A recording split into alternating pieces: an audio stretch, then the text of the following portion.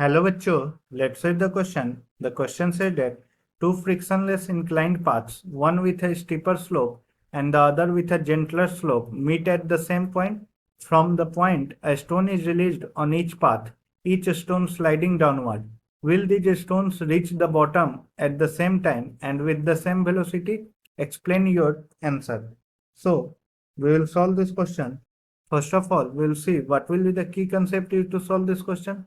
The key concept that will be used to solve this question will be acceleration along the incline that is equal to g sine theta. This is the acceleration along the incline, and we also know that v is equal to u plus at. That is the first equation of motion. ठीक है, और third चीज जो हमारे पास होगा that will be kinetic energy at bottom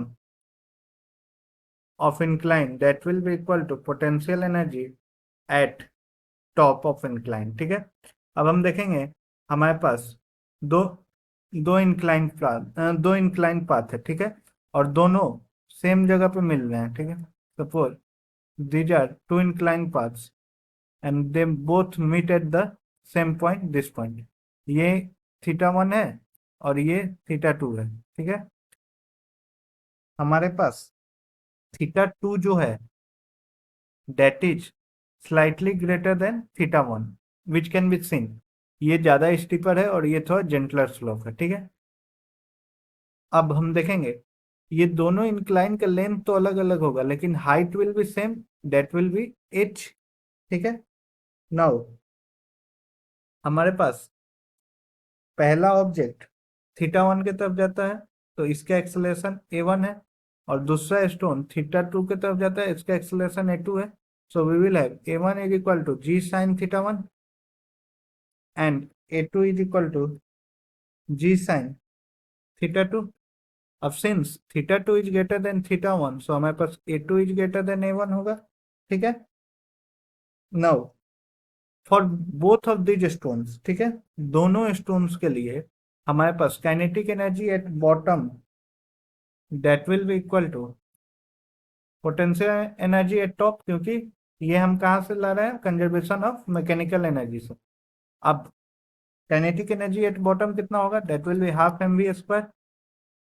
ठीक है, that will be equal to potential energy at top that will be mgh. ठीक है, तो ये यहाँ से हमारे पास v आएगा दैट विल बी √2gh. तो ये हमारे पास है वेलोसिटी एट बॉटम. ठीक है, नाउ हम देखेंगे कि ये अगर v1 हम लिखेंगे so that will be equal to √2gh and v2 भी होगा √2gh. अब सिंस हाइट जो है वो दोनों के लिए सेम है, that is the height of that point from the bottom, दोनों स्टोन के लिए सेम है. सो वेलोसिटी जो होगा they both the stones will reach with same velocity. ठीक है, वेलोसिटी दोनों स्टोन का सेम होगा विद द वेलोसिटी जो कि वो बॉटम को रीच करेंगे. ठीक है, अब टाइम जो होता है v is equal to u plus at है. ठीक है, हमारे पास u जो है डेट इज 0, तो v इज इक्वल टू 80. ठीक है, और t is equal to v by a. u 0 है क्योंकि वो इनिशियली रेस्ट पे है. अब v दोनों के लिए सेम है लेकिन a दोनों का डिफरेंट है, सो t हमारे पास इनवर्सली प्रोपोर्शनल टू a आ रहा है, v सेम है तो.